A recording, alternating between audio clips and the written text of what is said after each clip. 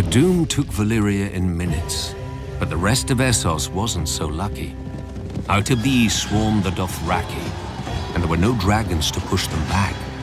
The Dothraki tide slammed first into the Sarnori, who called themselves the Tall Men, and whose ancient kingdom dominated the grasslands of Essos. The Tall Men at first scorned the Horse Lords as uncivilized barbarians, which they were. But Khal Mengo had united all of them into one Khalasar with one aim: to trample the world beneath their hooves and take other peoples as their herd. One by one, the cities of the Tall Men were overwhelmed. Still, they wouldn't unite against the Dothraki. Many didn't believe the tales of the rare survivors. No army could move so fast or strike so quickly. They didn't know that the Dothraki live in the saddle and have such command over their horses that they seem to have 4 legs, not 2.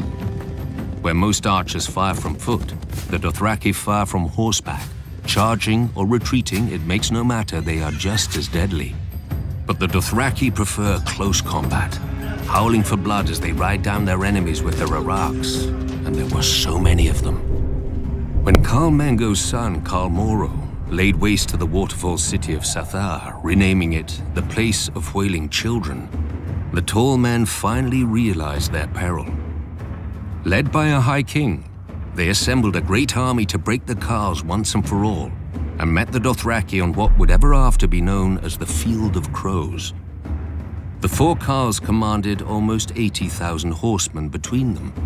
The Tall Men had 100,000 foot soldiers, 10,000 armored riders, 10,000 light horsemen, and 6,000 scythed chariots.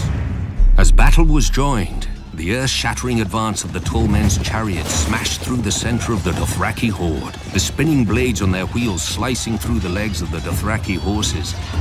When one Khal went down before them, cut to pieces and trampled, his Khalasar broke and fled. The chariots thundered after the fleeing horsemen, and the High King and his armored riders plunged in after them, followed by their foot soldiers waving their spears and screaming in victory. But it was a trap. The Dothraki were not fleeing, as the Tall Men realized when the Horse Lords suddenly turned their horses and unleashed a storm of arrows. 2 more Khalasars swept down on the Tall Men's flanks, while another attacked them from the rear, cutting off their retreat. Completely encircled, the High King and his mighty hosts were destroyed. The Tall Men had stood for thousands of years. Now the crows feasted on their corpses, as the Dothraki squabbled over their valuables. The common wisdom is that the Dothraki tide finally broke upon the spears of the Unsullied at Quohor, saving Essos from the Horse Lords. In truth, the days when the Dothraki could threaten the entire world had already passed. The great Khalasar forged by Khal Mengo had splintered into a dozen hordes after the death of the last great Khal, and the riders had resumed their petty feuds.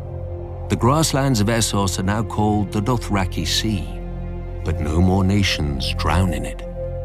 Still, the Dothraki priestesses, the Dosh Khaleen, prophesied that one day the Dothraki will gather at Vaes Dothrak, their holy capital, and unite once more under the greatest Khal of them all, the stallion who mounts the world. He will lead their people to the ends of the earth and grind all nations to dust beneath them. I knew a Khaleesi who the priestesses said would give birth to this stallion. She didn't. No doubt the Dosh Khaleen have made the same prophecy before and will again.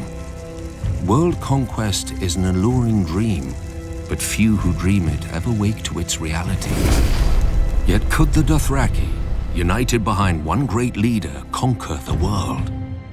When I first came to Essos, I laughed at the idea. But now, most armies are either sellswords, paid to fight, who often refuse to die, or peasants called up from the fields and hovels. How long would those armies stand against the charge of 100,000 screamers howling for blood? How well would boiled leather jerkins and mailed shirts protect them when the arrows fall like rain?